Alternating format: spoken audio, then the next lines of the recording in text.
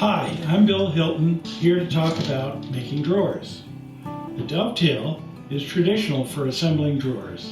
The problem with it is, it's time-consuming to cut and fit. So how about a French dovetail? It's nothing more than a sliding dovetail, which has all the strength of a dovetail joint without the overhead of setting up a jig and clamping each piece into the jig and making the cut and then unclamping it and putting a new piece in a jig. With the French dovetail joint, all the cuts are made on the router table and basically with one setup. Let's take a look at a drawer. It has sliding dovetails joining the back to the sides as well as the sides to the front. The bottom passes under the back and rides in grooves in the sides and front.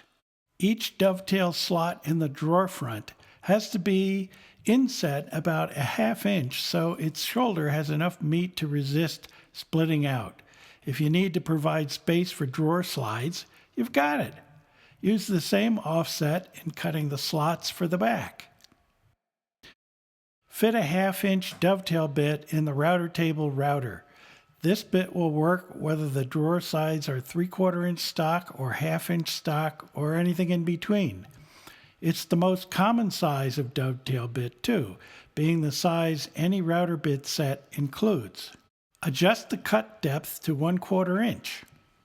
Set the fence so the slot's center line will be 3/4 of an inch from the end of the drawer front. Test it by slotting some scraps of the working stock. To cut the slots, butt the workpiece end against the fence, back it up with a pusher, and feed the work from right to left, cutting the slot. In this manner, you cut slots in the drawer front for the sides and in the drawer sides for the back. So I spin the drawer front and cut a slot in the other end of it. I use the same technique to cut a slot in each side. Once you have slotted all the fronts and sides, you reposition the router table fence to cut tails on the sides and the back. My approach is to move the fence over the bit so just the very top tip of the cutting edge is exposed. Stand a test piece on edge with a backup block behind it. Feed it through, turn it around, and cut across the second face.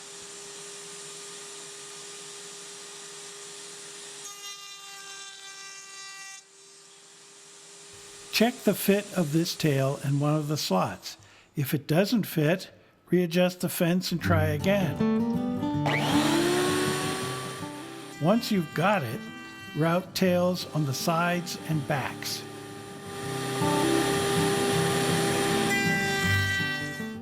The next step is to route grooves for the bottom and the drawer front and sides. I've got the router table set up with a 1/4 inch straight bit adjusted to make a 3/16 inch deep cut, centered 3/8 inch from the bottom edge of the parts. The cut is end to end in the sides. In the fronts, I groove from dovetail slot to dovetail slot. To avoid trouble, I position the front on the table with the bit in a slot before turning on the router. Cut until the change in the router's sound and the resistance to the cut says the second dovetail slot has been reached. Switch off the router, let it wind down, then look at the groove. Let's try a dry assembly. One side is already fitted to its slot in the drawer front. Let's fit the second. Then slide the bottom into its grooves. And last, capture the back and its slots in the sides and drive it into place, snug against the drawer bottom. All in all, this kind of dovetail drawer is pretty easy to construct and surely as strong a drawer as you can make. Before I let you get back to your own woodworking, there is one more approach that I'd like to show you.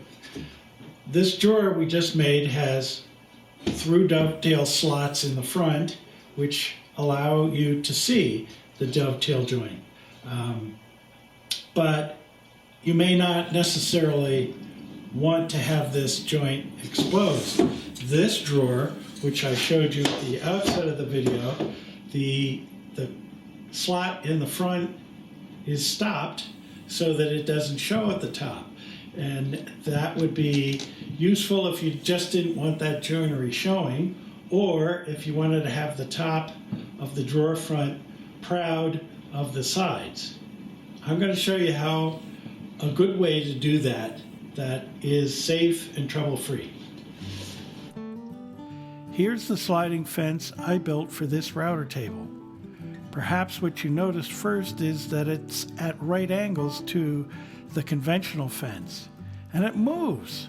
Sure, you can clamp it, but the point is to be able to move it. The assembly has two slides which hug the front and back edges of the tabletop. There's no play side to side, but the unit slides freely. The problem the sliding fence addresses is feed direction. With the regular fence on your router table, you can do the left end of each drawer feeding right to left as is proper.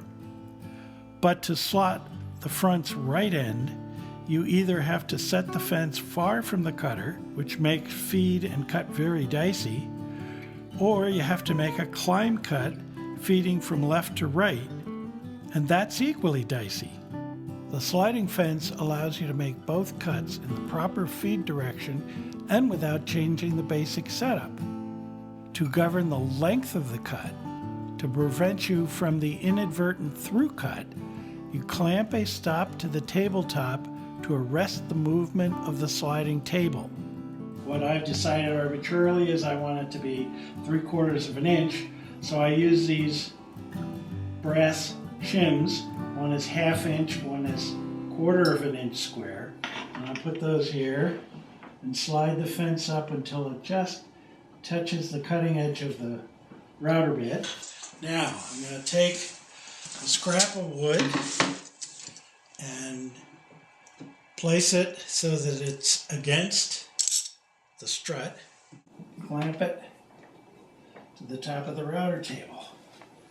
Now I can cut to here and it will stop, and the cut will end 3/4 of an inch from the top edge of the workpiece. The key is the stop on the fence. You locate it to the right of the bit because the cutter wants to pull the work in that direction, and the stop resists that pull. Position the stop for the cut on the drawer's left end. With the front's right end against the stop, you advance the fence and make a cut near the front's left end. To reposition the workpiece for the second cut, you place a spacer between it and the stop. The length of the spacer matches the distance between the two cuts. Let me be clear that withdrawing the work from the cutter constitutes a climb cut. There is a bit of risk as you pull the fence and the workpiece back, so hold the work tight to the fence as you pull it back at the cut's end. So here we are, two stopped dovetail slots. The center line of each is 3/4 of an inch from the butt end of the workpiece. Each stops 3/4 of an inch from the top edge.